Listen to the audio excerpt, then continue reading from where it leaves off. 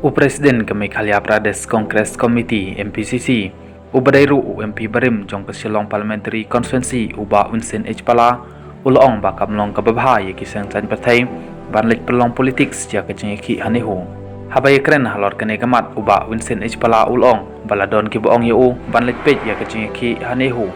hanrai ulapan i bakamlong kababha banlit kum kesang san pathai bat kampha ban kren ye shabar ya kabum singu tenat namar bahkan ketak ya keburom kenehu ulong balada ke kongres kan lej pej ya kejeng ki anehu ke BJP kan lej bat kiwai kiseng kin lej kan kelakam politik sendon bat kam don syu kejeng long khun kat kum kejeng ong jong uba Unsen H Pala ke kongres ka don ka NSUI ke bapej ya kisam la pule om bantu kla da ke parti la ban kreu ba kisam la pule ke skul ba nehu kilepalong ya kejeng ki syong syak tengan lalai sngi imenta Banda waweng ya vice councillor ubal pene ya kajing dawa jongki banweng no ya register bat deputy register kat bana kaliang jong ujonas JTL lamari ula post hagir sa social media da ke baong ani ya ke isu ki kena pule hane huru kwa ban lituklar tang ban yo nong politics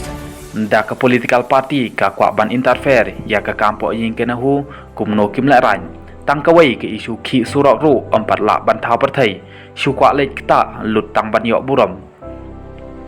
kadai tang ki bapule lane ki batrai hanehu ki la ban yakhi yak isu jongki namar ki khamtip khambha maki kumno pat menta kane ke political party kawan ban interfere klem nong rim